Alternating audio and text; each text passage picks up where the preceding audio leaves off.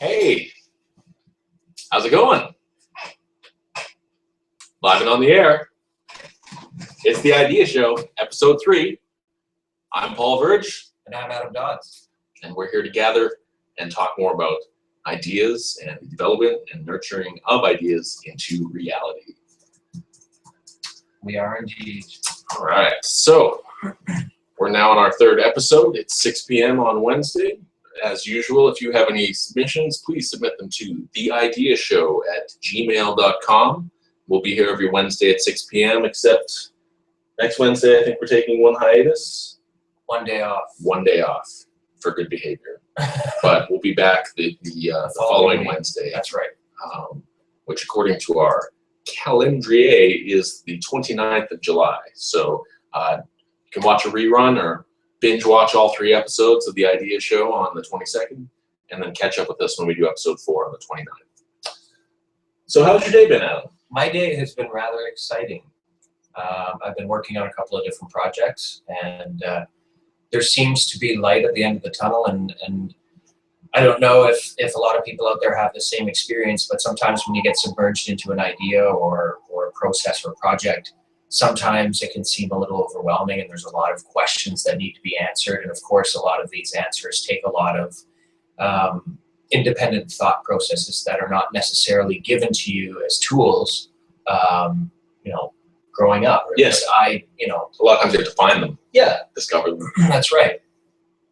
So through this process, seeing the light at the end of the tunnel makes it way more motivating to continue to work hard and to ask the right questions and get the right answers, and have this sort of discussion in your head, vet it as much as you possibly can before you bring it to somebody else, so that there's a certain level of understanding, and people get it when you put your heart and soul into stuff, and they see the hard work, and so it makes it easier to find people to join up and work together. So. Awesome. Yeah. Well, I learned a lot about metal detectors today. Metal detecting and detecting metal. But that's another story for another episode. It definitely was a good learning opportunity today, though. And so that's what we're trying to do, is make every day a learning opportunity. So if you're just joining us for your first time on The Idea Show, the general idea is that we take both audience and self-generated submissions. We talk about the idea, we break it down using a SWOT analysis, which is the strengths, weaknesses, opportunities, and threats. And we spend between 20 minutes and 30 minutes on each idea to try and give it some kind of depth of thought as to whether the idea is feasible and if it can be turned into reality or not.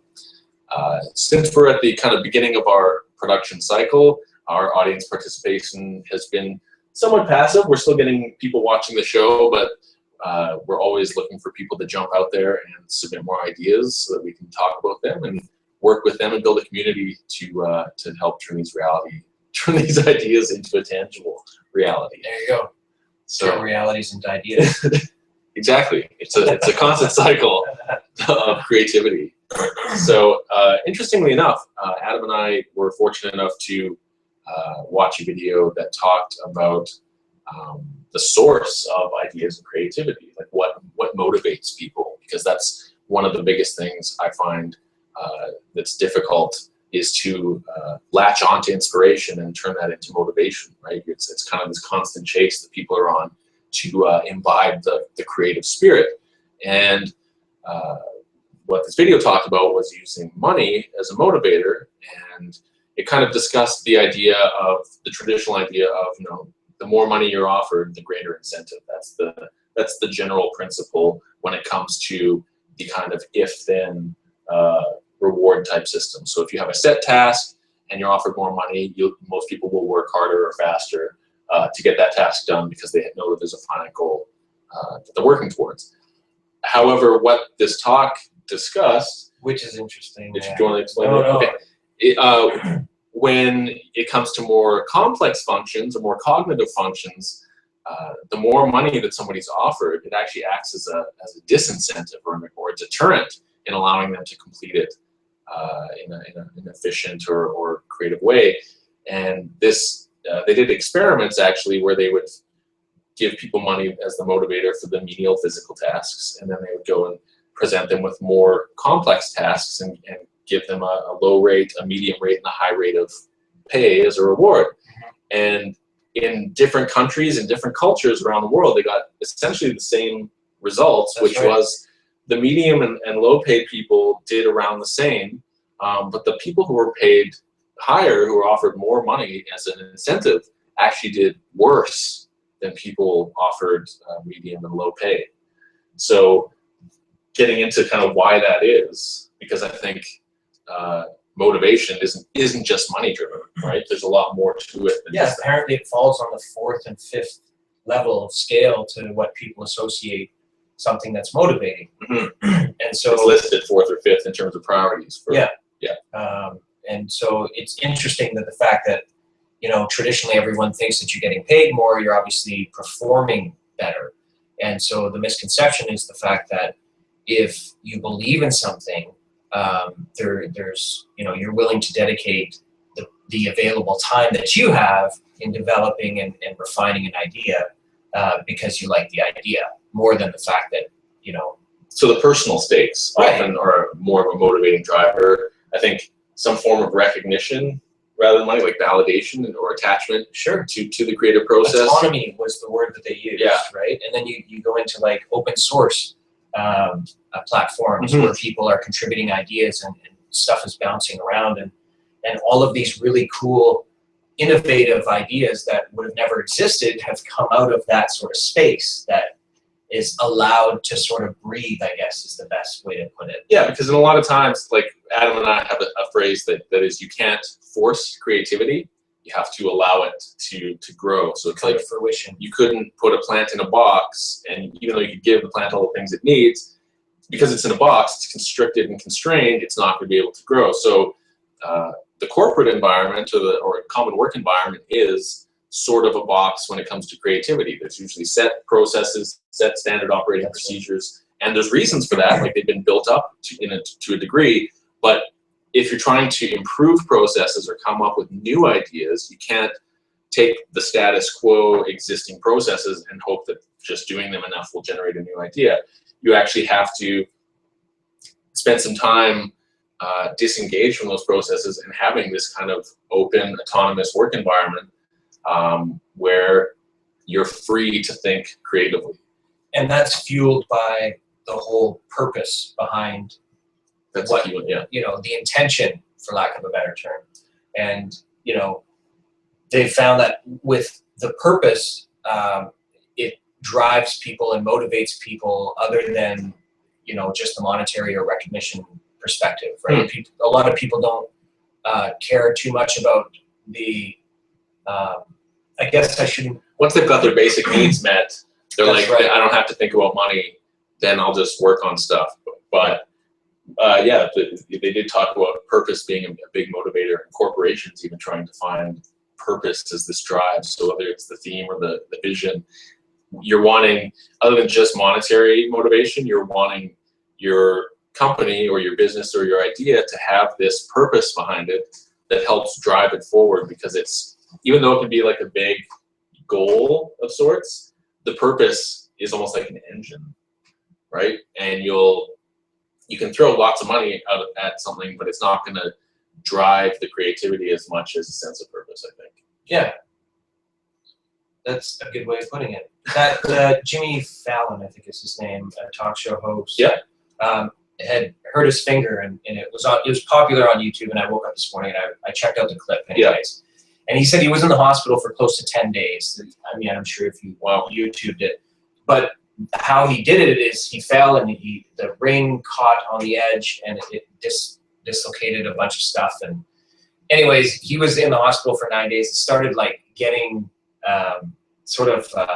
cabin fever or started losing it. And 9 days for a finger. Something like that, yeah. 9-10 days. You'll have to look it up. But the point of the story is he started looking into the purpose of his life, and he went on air and said, you know, the purpose of my life is to make people happy and to bring, you know, some joy, and you have to check it out. But the point, motives and intentions are powerful motivators. Yeah, motives and motivators, I guess. And so when you're trying to come up with a good idea, or you've got half a good idea and you're trying to solve it and can turn it into something tangible or feasible, having the motives and intentions and recognizing those same motives and intentions in others is what allows you to be vulnerable to share your idea, and those people might reciprocate. If they've got the same motives and intentions as you, and they might have the other half of the idea, and you put them together, like, I don't know, horrible example, but like Steve Jobs and Steve Wozniak, right? One guy had the technical know-how, one guy had kind of the vision of what he wanted ergonomically, and they were able to kind of merge that together into something. You know, cheesy example, but sometimes that's what it takes, yeah. Right? So yeah, it's definitely an interesting video that people can check out. I think the guy's name was it Dan Pink? Yeah. So there's a TED Talk from him. 2 TED Talks on YouTube. Yeah. That both describe this concept that we've just talked about, which got me to thinking with what the purpose of the idea show was all about. And it started, you know, the wheels turning in terms of bringing a platform where people could share ideas freely and develop these ideas into something that can make the world a better place. Not trying to sound cheesy, but you know, if you think of something and what you think about can come to reality and it helps a lot of people, what better example can you use that being fulfilling in your life? So, and that's a lot of the purpose behind a lot of these big companies out there who, you know, I want to leave my stamp on the world, so to speak. Yeah, right? People want to make a difference. Yeah. Whether that's an ego-driven thing or a genuine, like, altruistic, like, they really want to make a positive difference. Yeah. It can be a huge motivator because that people want a reason to get up in the morning once they feel comfortable for making enough money, right? Even though the idea of comfort is actually not the reality for, I think, the majority of people on the planet, when you do have something like that you're lucky enough to live in comfort, then you have to start thinking outside of that before you start taking it for granted. And I think a lot of the people there's this huge wave of depression and senseless kind of purposelessness in North American culture. And that's what people are struggling to find right now is their purpose. Like what, because materialism isn't like a great purpose. Once you've got everything, like what then, right? And spiritualism, you know, can be fulfilling for a lot of people, but there's kind of become like a materialistic spiritualism, so that's ends up not being too fulfilling. And so the purpose ends up being more of like a tangible thing, like what can I do, what actionable items can I embark upon to make a measurable, tangible difference. And it's what's available. It's true. Like what options are available, and some people might feel insignificant in terms of limits of resources and all this, but the things you have time, and if you're watching this, you have an internet connection, which is a pipeline to like nearly unlimited information. So combining those tools with a sense of purpose and honorable motives and intentions, let's call it, or ethical, that's the kind of people that need to come together to form ideas and to ping them off each other. And even if it takes, you know, a year or 3 years or 5 years for different, he didn't call them sub-ideas, what did he call those? They're like concepts, but they're like pre-ideas that if you get enough of them together, notions, I guess, or something, then they form into actual tangible ideas. And because an idea isn't necessarily just this whole thing in a box that's like set by itself. A lot of times it's a collection of a whole bunch of different elements. It's incubation. Yeah. There's an incubation period to every idea. And it grows and needs to be delivered in a sense. Well, here's a cool story. This was RSA Animate. It was Drive the Surprising Truth About What Motivates Us. There's another one where it's called Where Good Ideas Come From by Steven Johnson, which is a really cool talk that we watched today. This talk talks about how they had these $40,000 incubators that they would send to these far-off countries where the resources weren't necessarily there to be able to afford, so there was a lot of donation involved. Anyways, long story short, these pieces or these incubators would break down, and it was one little piece that they couldn't necessarily maintain, so they just stayed broken, and a lot of issues arose out of not having an incubator, a baby incubator. So, so what they did was they created this incubator made out of all car parts, and so anytime the incubator broke, and they used headlights as a heater underneath, so the baby could have heat in this incubator. They had little computer electric fans and filters and all this stuff that was like found in car parts, commonly found in car parts. But it was really interesting to see how that idea was formed with common stuff. So it's a gathering of a whole bunch of different cool things that come together and form something that, you know, wasn't there before. But the point is that, you know, think of an idea that can encompass a lot of other ideas that, you know, can leverage off of other things. And, you know. Well, it's not. Yeah. So they basically made a modular type of incubator that utilizes existing components. Right. It's like how in filmmaking, when you first get into filmmaking, they say use what you have around you to make your first film. Like instead of limiting yourself and being like, oh, I'm gonna write this huge epic, but it'll never get made because I don't have access to the things to make it. Do what Robert Rodriguez did. He looked around. He's like, oh, I got these people here. I got these little things I can make as props. I got a wheelchair.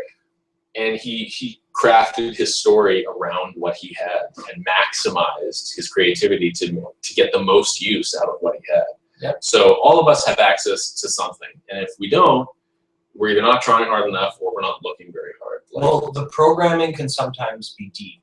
That's what true. I mean by that, and you know, without going too far off topic, if you're used to thinking a certain way, and that certain way includes not necessarily thinking outside of your programmed habits, then it makes it hard to come up with new and innovative ideas. If you challenge yourself with stuff that makes you feel uncomfortable, whether it's public speaking or being in front of camera, or just getting yourself out there, putting yourself outside of your comfort zone. Yeah, and it challenges you to start looking at the world in a different perspective, where everything you do has an effect that could be positive, life supportive, or non-life supportive, and sort of, I guess, conducive to living a fulfilling lifestyle. So, you want to feel like you're getting some kind of tangible benefit for whatever you're doing.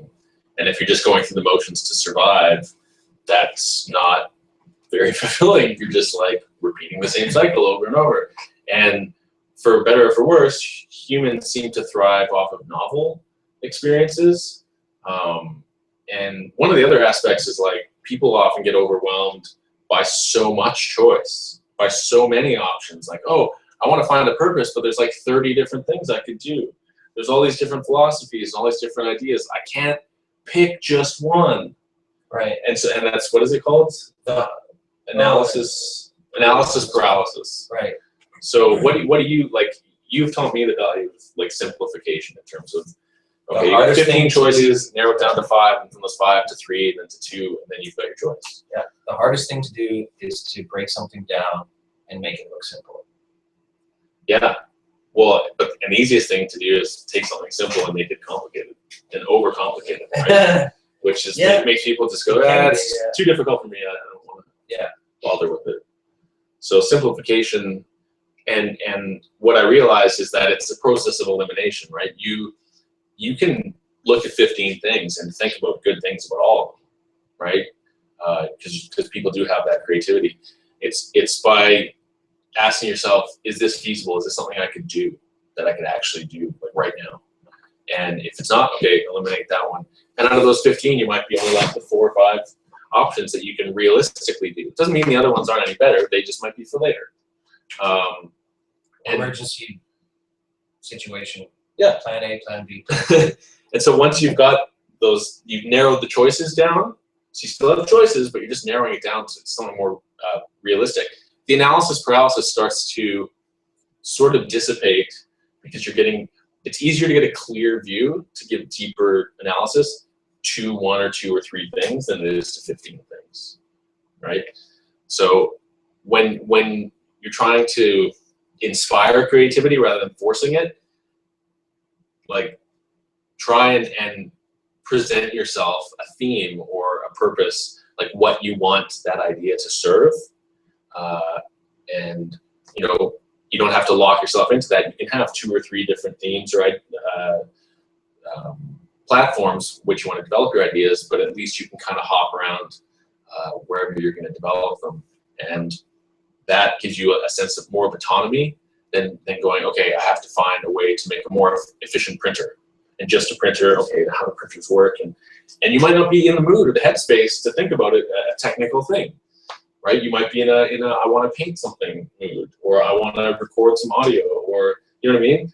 So you have to give yourself options, just not so few options that you're stuck, and not so many options that you're paralyzed because you don't want to commit to one at the expense of excluding the others.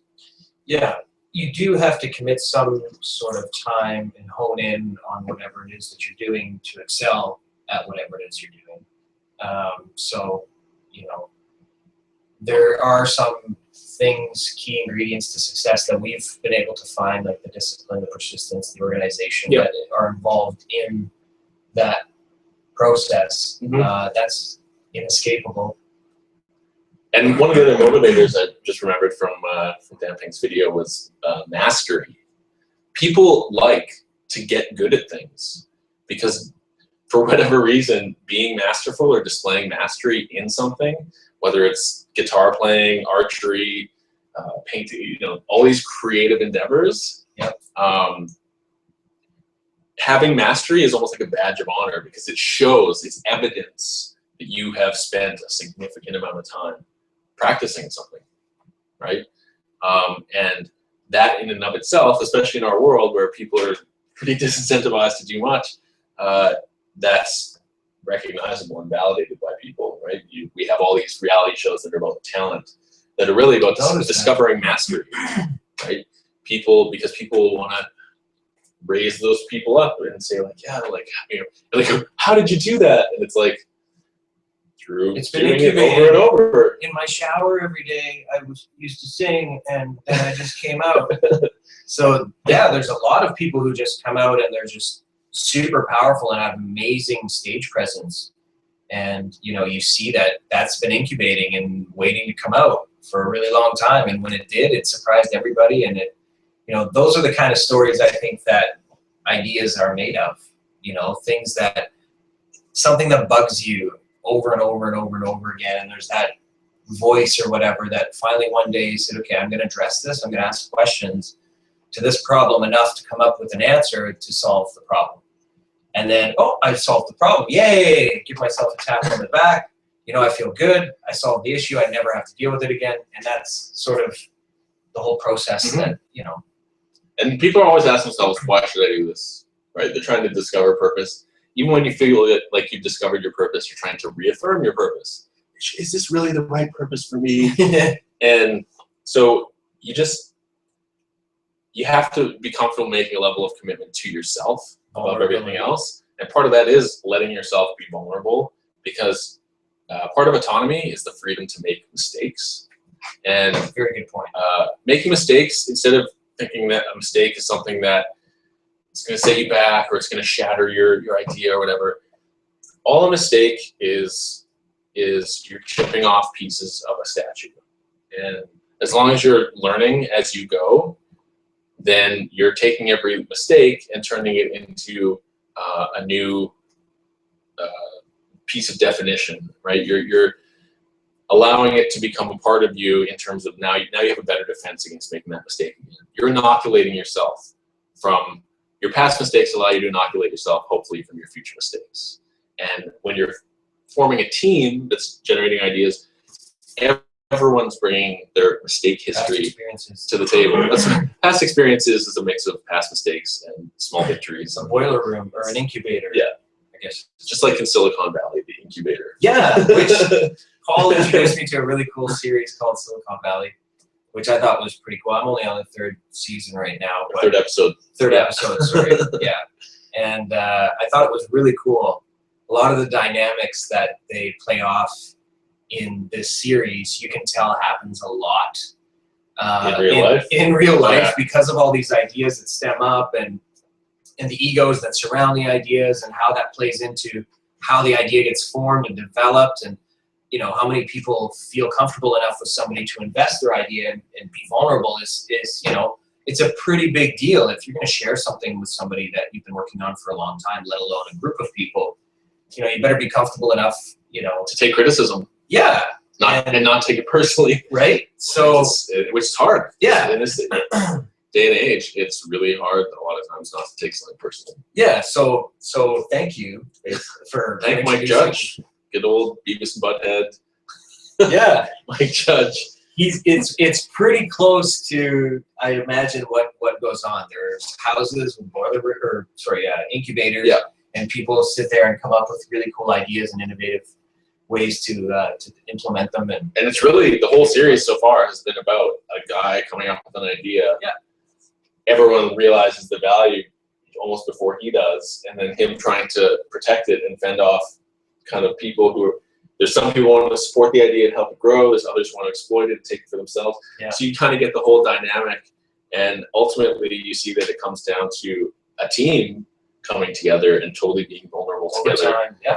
And building the trust over time, like you said, so that you're more cohesive, but it's like when you're, this is a great example, if you're in a mosh pit, as many of you, I'm sure, would be, if you're in a mosh pit, then there's like the possibility of people crowd surfing on you, and if one person is the only one supporting a crowd surfer, they're probably going to be like, ugh. Whereas when you get like 10 people and they're all supporting the person's weight, that person's actually like, I'm floating on this sea of hands. And all that is the whole many hands make light work. So like so many people get founder's dilemma because they get their idea and they're like, I must protect it from all the vultures. It's the Gollum thing, right? They're precious. And that's great. If you want to spend 500 years in a cave eating fish and protecting your ring because no one will find it because no one knows it exists, well, that's great, but that's not going to give you fulfillment, and it's not a very good purpose. Whereas if you can connect with people, build the trust, present your idea once the trust has been earned, especially when you know that somebody might be able to complement your idea, like Silicon Valley shows how there's like the coding guys, there's the front end guys, there's the hardware guys. And because a good idea's development requires a lot of different minds and hands, even though egos might clash and even though conflict might arise, if you constructively settle those things, that's key, right? Constructive conflict hammers out the direction and the vision, and helps find and refine the purpose. Yeah. So it does definitely take a team. There's no reason why Adam or I would want to do the show alone, or like when we start having guests on, like, which we plan on doing, by the way. Yeah, we've already actually lined up a couple of guests, so we'll talk about those in the next episode. But yeah, there's just the other incentive than just mastery is connection, right? That's, I think, why team sports are so popular, is that people want to feel connected in contributing. They get a sense of pride or a sense of ownership in the contribution to an idea, and then when it comes to fruition, it's like, take a look at any of the NASA videos. These guys who just had the thing fly by Pluto, and they're like the biggest smiles and pieces of joy, and they're just clapping, and they're so happy that there are hundreds of different minds all putting into this one idea, and it actually works. They did something that's like a historical accomplishment for humanity, and it's all because a bunch of people put their ideas together. Not that I'm supporting NASA, but they're an organization. It's an example. Yeah. So. Yeah. Well, like that guy says in the speech that we listened to today, the TED Talk. Yeah. It talks about Linux and Firefox and all of these open source platforms that have existed, and how it has revolutionized the way people decide on what to use based on the business behind what it is they're using. Because you can come up with a good idea and give it away, and then build a business around supporting that thing that you gave away. Yeah, right? I'm not just buying the company, I'm buying what the company stands for, so to speak. So I think that has a lot of relevance to the individual with the idea as well. You can have the best idea. If the individual is not necessarily keen on the idea, it's never going to get out there, as we just talked about. Yeah. So, And so, even with you could apply that to the area of like online business, right? Having something like Facebook, having something like LinkedIn, or lots of social media sites, lots of news aggregate sites like Reddit.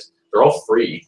They're like, there's no money up front. You put in a bit of personal data if you choose, but that's the only cost. And then you have all these areas of engagement, and that's where they monetize the process, right?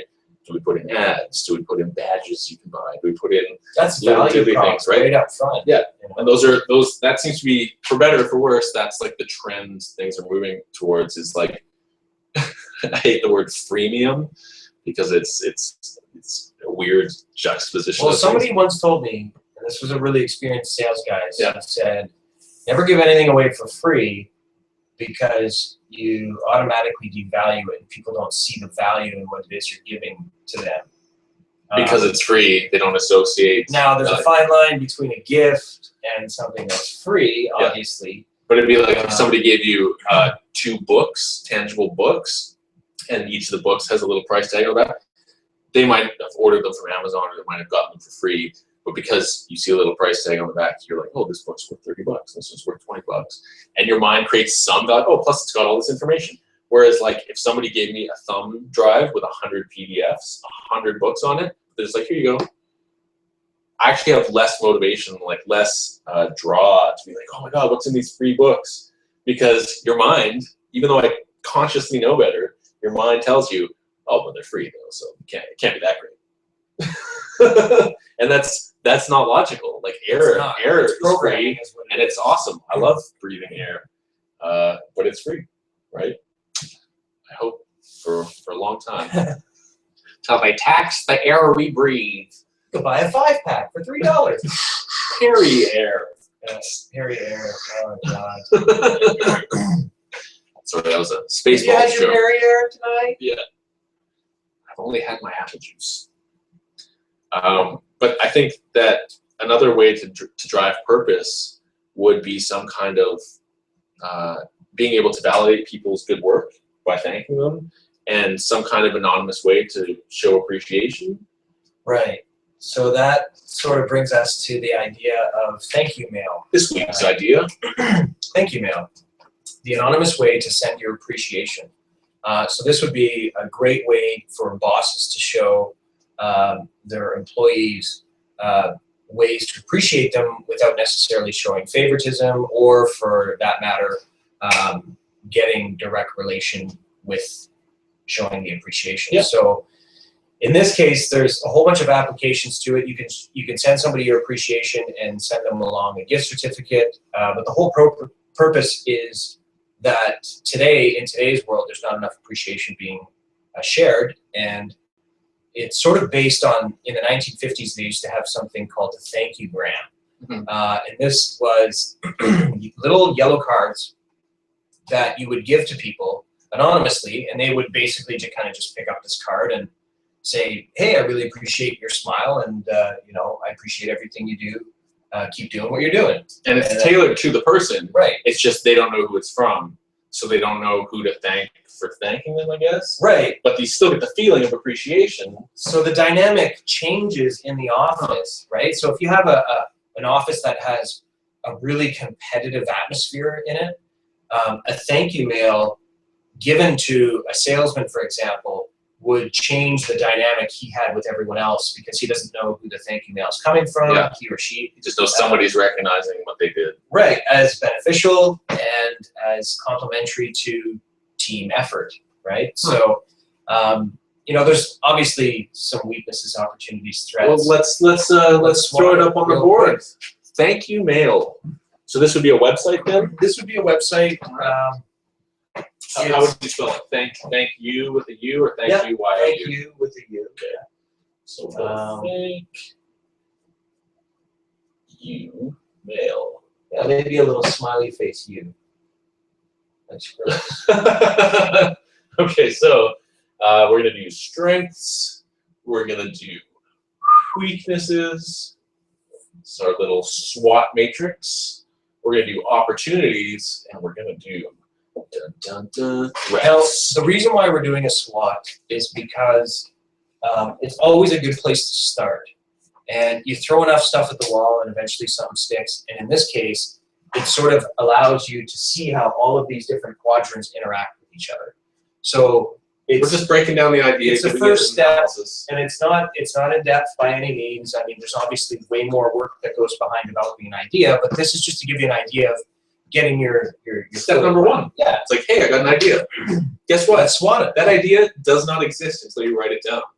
You have to write down the idea. If you don't, it's gonna float around in your head until it evaporates. Absolutely. Or, absolutely, someone else is going to come up with that idea, and you're like, oh, I should have acted on that idea, but somebody else on the planet. I should have documented the idea even better. Yes, because as we've said before, they're not my ideas or your ideas. You might have come up with the idea, but they're the ideas that float around, and we pluck them from the ether, and we channel them, really. And then figure out ways to monetize them. And that's where the effort comes in. Is like, what do you do with the idea? If you're serious about an idea, you'll write it down. Then you'll take that idea that's written down, and you'll throw it up on a board, and you'll SWOT the heck of it. Or you'll email us at theideashow@gmail.com. Not a bad idea. Then we have your idea on the show. We have a quick SWOT if you're cool with that. And then, you know, it's we can even do a live chat and work with you, and you can tell us what areas of SWOT you think can be done on your idea. So in that way, it's 2 lines, then 3, then 5, then 20,000. All right, so thank you, Mail. What is one of the strengths, Adam? Sharing your appreciation and happiness towards other people.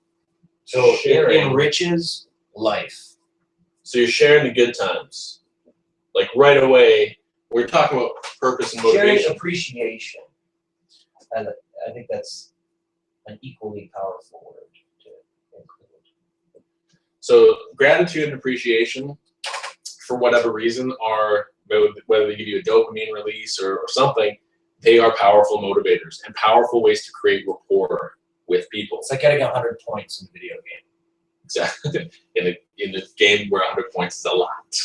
Yeah. So sharing the appreciation, sharing the good times, that is kind of like a positive mind virus. You're just telling the person, listen, you did something great, or I like the way that you did this today.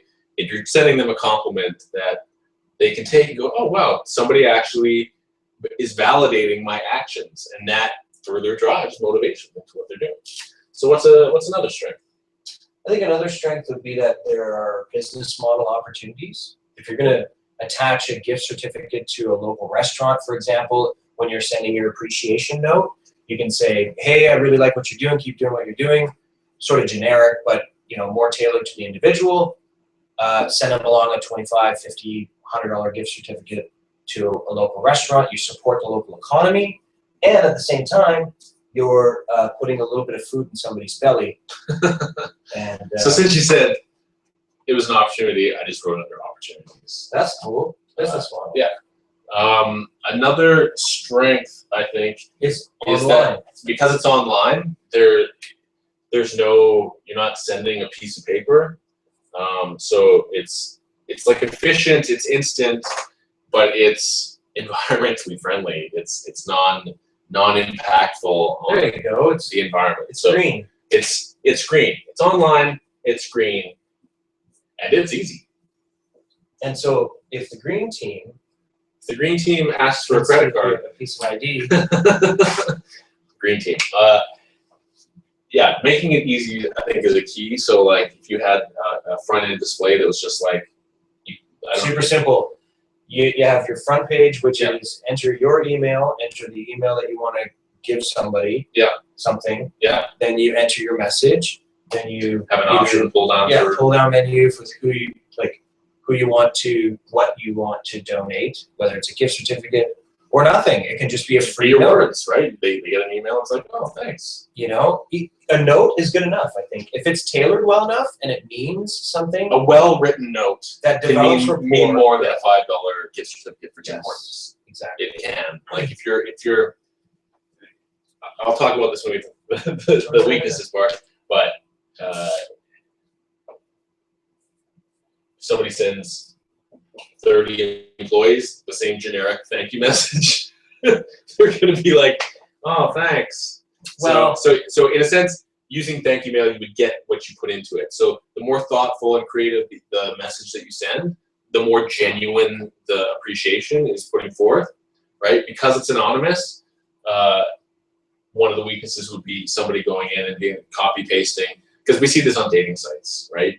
People go and they'll be like, it's the shotgun approach to dating. Let's the same, hey girl, you so pretty, send it to like 50 different women and hope one bites, right? It's just a really tacky, cheesy way to approach connecting with humans. It's so inauthentic. Yeah. So I would say a possible weakness would be like generic messages, or just like inauthenticity. Like someone who's like, can you imagine if somebody tried to use thank you mail passive aggressively? They're like, thanks for such a great job on the TPS report, and it's like the TPS report just got like shredded by the CEO. Yeah. You know what I mean? Then that I mean, it's a potential weakness. Tools can be used for good and bad intentions. Absolutely. So can we use this for bad intention? Absolutely. Would we want to use it for bad intention? I don't know. I guess if it's an anonymous way, there is some sort of, but if it was used for malicious purposes, there would be a TNC on the site stating that if you use it for malicious purposes, we will divulge your information and you will not remain anonymous. I don't know if you could do that necessarily. I think, well, that would make sense, wouldn't it? I think the easier way is that you allow users to register, right? So you can get a user registry. Yeah. And then this way you're actually keeping track of how many messages somebody sent. Yeah. And you're having an idea of what the content is. What the system of thank you mail would do though is allow the person to send stuff anonymously, but having them register would create a sense of accountability, so that if the person did send abusive messages, you turn off their account, or you shadow ban them, or whatever the case would be. Shadow banning. I heard this new term today called shadow banning. Which all that is in Reddit. In Reddit, specifically for those of you who don't know Reddit.com, the front page of the internet. A shadow ban is where you're actually banned from contributing to the site, but they don't actually tell you, and you keep posting and contributing just like you think that you're actually participating, but none of your stuff's showing up on the site. None of the functions are actually working on the site's end. So it's really passive aggressive. Paul is very Reddit savvy. I learned from the So best. hopefully he can get away with posting something about the idea show on Reddit without them saying, please stop posting this on Reddit. This is propaganda. What? This is an idea show. It makes sense. Yeah. Oh, I think so.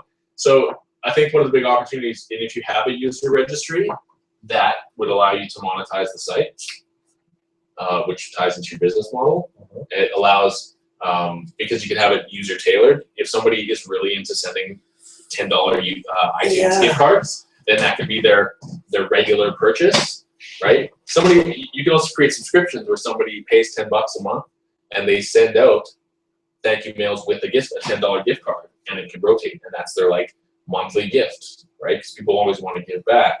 And it's just like a magazine subscription, except once a month you're sending something out to people with a little gift certificate or a $25 Visa card or whatever it is. You have all these options, just like when you go to Safeway or Save On and you have the wall of gift cards, right? Huge. If thank you mail tied into that, can you imagine, like it's nice to get a gift card, but can you imagine if you got an anonymous gift card and it's legit? You didn't have to fill out a survey, you didn't have to do any crap. You just opened your email and it's actually legit. And it's like $19.95 and it gives you 10 or maybe 15 however you would set that thank you mails to send. So it'll always be free. The messages will always be free, but if somebody really impressed you or really deserves your thanks and you want to attach some kind of monetary value or compensation, that would be a way to do it. And they're still getting it anonymously because all those gift cards are anonymous, right? But it adds a little bit more than even a message. So what you're doing is you're creating different levels of appreciation. And I think that would be a huge opportunity. Let's see. Now, in terms of threats, having a huge database of emails without having sort of so security, that's true. I think you would try not to keep people's financial data like on your site. If it was possible to offload it to the gift card people, and you're taking your 5% or whatever for the site just for administration, then that would be some kind of fair platform, because you're offloading the liability to the people with the SSL certificate or the secure transaction thing. That would make sense. And we're just the portal, right? We're like the gateway for you to do those things, right? I think there's a workable model there.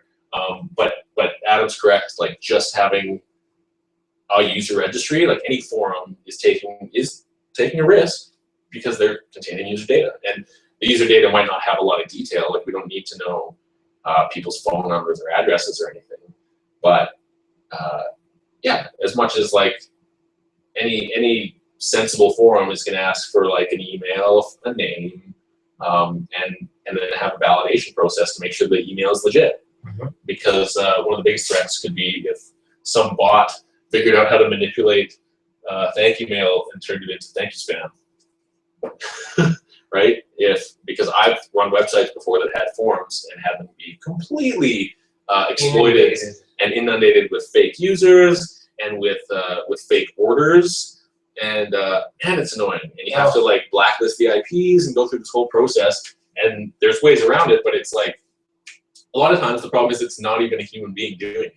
It's somebody's set up a bot computer in like China or Russia. This is just based on white papers, not my like opinion or nationalism. Some of them I'm sure in the States and Canada as well, but they're basically spam bot computers that just look to make connections and exploit forums and all these things. So it'd be just like you talked about in previous episodes of the Idea Show with, you know, refrigerators getting hacked because they have IP version 6 and they're smart refrigerators, so they can actually be turned into a spam bot. Yeah. So yeah, I think if Thank You Mail had a validation system, Qualifying? Yeah, like Craigslist has a validation system where. Or Reddit has a karma system. There you go. Like maybe if you sent enough, you could ask for a rating so that when a person receives the thank you mail, it actually asks the person, how did this mail make you feel?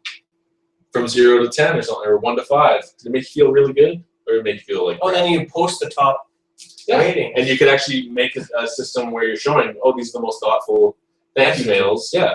And because they're anonymous, then it's cool. It's like, and there's no way you could tell that. Yeah, unless it was like, thank you, Jimmy Steves, for all your hard work packing the boxes at this business location called titled, you know what I mean? Like, so we would have a screening process not to put personal information out, because we're not. So we intent docs somebody. Yeah. So you basically need, you know, the website thank you mail, which we have, servers. Yeah. You know, front end and the back end. So you have the front end apparatus, which would just be simplified. Yeah. And then the back end would handle the profiles for people, and the portal, the gateway for any. I think the most sensible way to start it off would be just the basic anonymous thing, where it's just like put in your email, put in the target email, put in the message, and that's it. And like beta 140 characters or less. Yeah, so some limitations so that nobody's sending out like a gig or a megabyte of text or something, because that would be a waste on both our servers and the recipients, right? So limit it. Maybe have some filters so people can't use abusive or racist language, right? Put a few word filters on it, and just do like a beta test without the login, without the gift cards, just to test it out and see how people like it. And then if you're even getting 100 users a month, then I would work on, okay, well, we've got these people, let's start a user registry. People love signing up for stuff, right? And then you can have a weekly newsletter that's like, here's the top 3 pieces of appreciation this week. Or there's a lot of ways to connect with the audience. Heard of a really cool quote today. Yeah. That I thought I would share with you. It was from one of my friends named AJ, and he says, "It's no measure of success to be well adjusted to a sick society." So I thought that was really cool. Is that like in an insane world, the only way to stay sane is to be insane in the membrane? I guess. But I just thought it was relevant for some reason because, you know, I think there's a huge lack of appreciation in today's society. And you can tell that by, you know, in our town we have, you know, the best paid drivers, specifically in transit. But I've noticed a lot of transit operators are very impatient with people. And, you know, and a lot of the riders are impatient. Like there's just ripe for conflict in the whole transit system, right? Yeah. And so, people exacerbate each other. Right. But not to rain on your point, you're saying no, it just goes to if they show showed that each other more appreciation, there would be less conflict. tension. Yeah. You know, and it's a simple ingredient. It's a simple remedy to something that happens all the time. You showed me a video today about somebody road raging on somebody else, and on the biker. And it was just like, really? Is this like society today? The guy actually called him and he goes, "How old are you, dude?" And the guy looks like he's like in his 60s, and he's like, "And in all that time, you thought that this was the right way to communicate with someone that you think they did the wrong things, to punch them in the head, right?" Because the guy's like, "Oh, you broke the law," and he's like, "Even if I broke the law, you think the answer is to punch me in the head?" And the guy goes, "Yeah," and he goes, "And you think that's the right thing to do?" And the guy goes, "Oh," and you can see the gears turning in his head. He's realizing, like, "Oh wait, this is an ethical check. Why did I think that's the right thing to do?" Right? Yeah. It was what do you call that when A short circuit moment? Basically, yeah. Yeah. Or cognitive dissonance. That's what it is. Yeah, there you go. Cognitive dissonance is when a new idea comes in and it's so radical that it like shakes the fibers of your existing paradigm. Right? You're just like, whoa, that's when people go, Did I used to wear potato pants? That blew my mind. That concept, you're blowing my mind. And that's really like when somebody says your mind's being blown, like your synapses, your neurons are like, they are kind of getting blown out of proportion or ripped apart because your paradigm and the ideas that generate within are a result of all those connections, and how they're connected helps form not only your personality, but the perspectives that you choose to take, right? Whether everything, there's some people who see everything in just one or two elements of SWOT, right? If they're just struggling to survive, they see everything as a threat, and they look to the weaknesses of things to survive, right? And a lot of people who are like positive thinkers, they see like peace and strength and all these things in almost everything, but they might miss some opportunities because they're too idealistic, right? So trying to have a balance in those philosophies. Healthy balance. Yeah, a healthy balance, just to, have some idealism to drive your purpose, but also temper that with some critical thinking so that you're not believing every opportunity is 100% legit just because it exists. Very well. Right? A lot of opportunities are upkiss. So you have to practice discernment and not let that be a chain that prevents your idea balloons from floating up.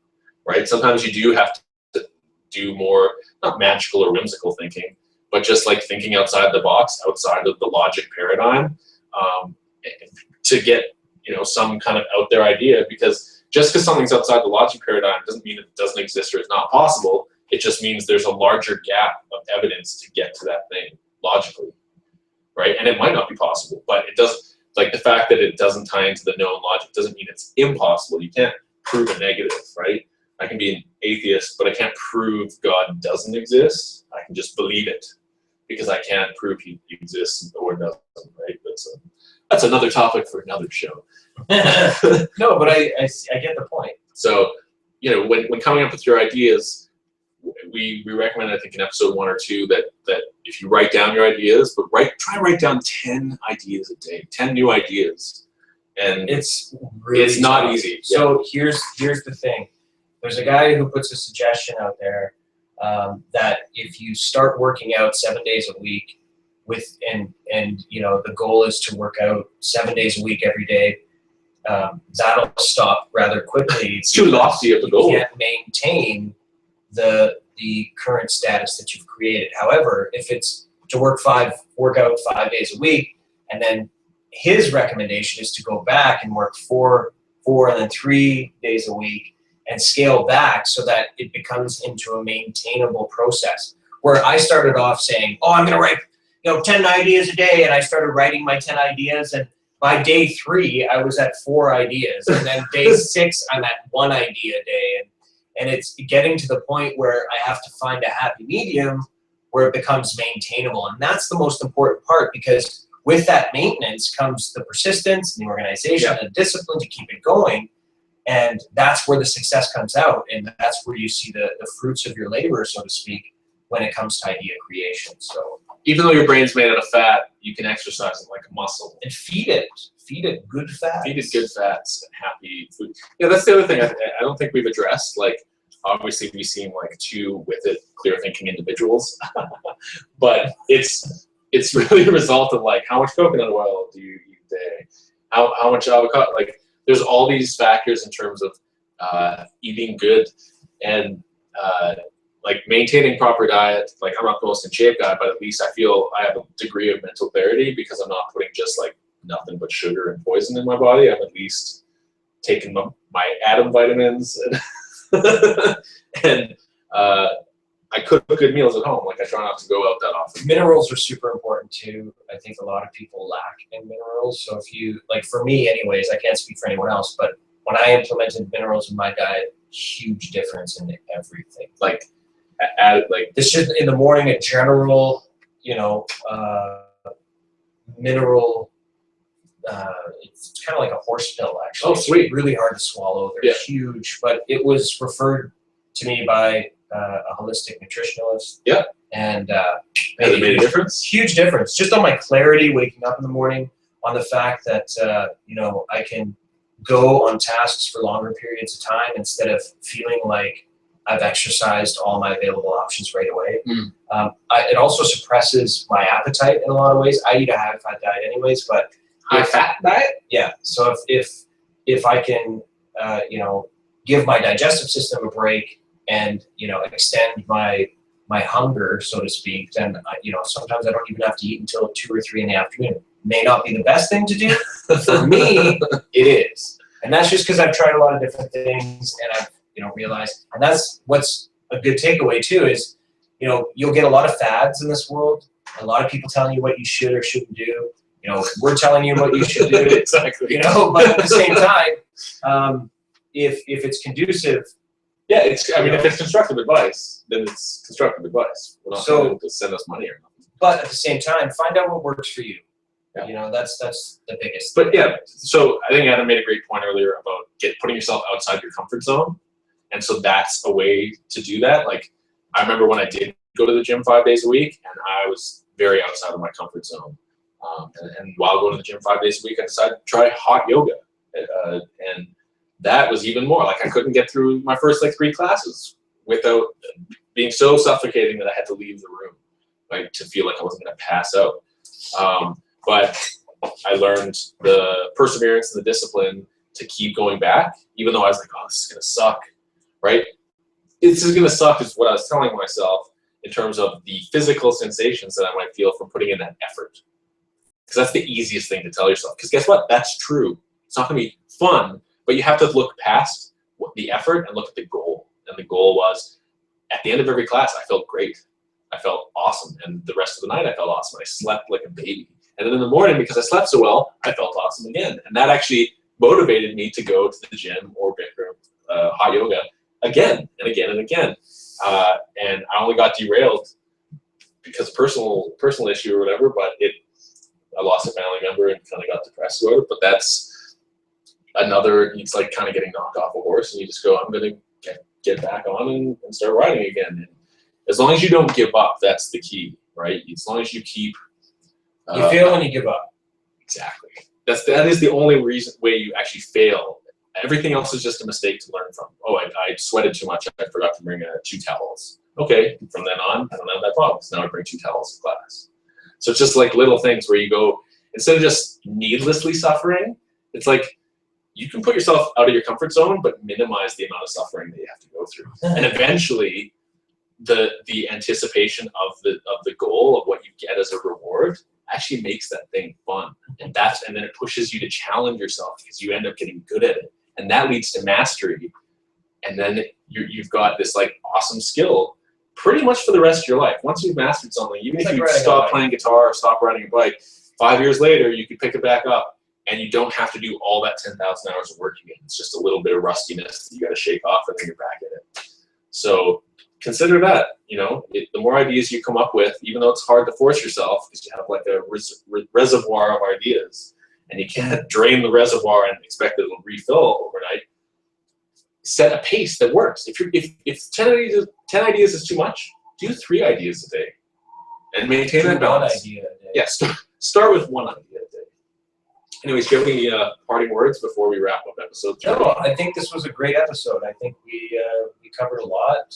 We shared a little bit of information that we found empowered us, and we hope will empower you.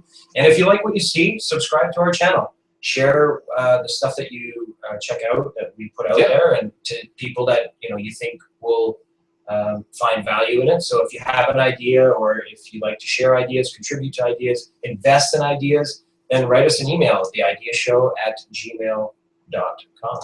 And we're here regularly on Wednesdays at 6 p.m. Except for next Wednesday at 6 p.m. We will be airing a rerun. But the following Wednesday, the 29th of July, you'll catch us here for episode 4, and we'll be swatting a new idea or a new couple of ideas. So we're looking forward to having you join us with that. And on that note, I'm Paul Burge. I'm Adam Dodds. And this has been The Idea Show. Thanks for joining us. Thanks.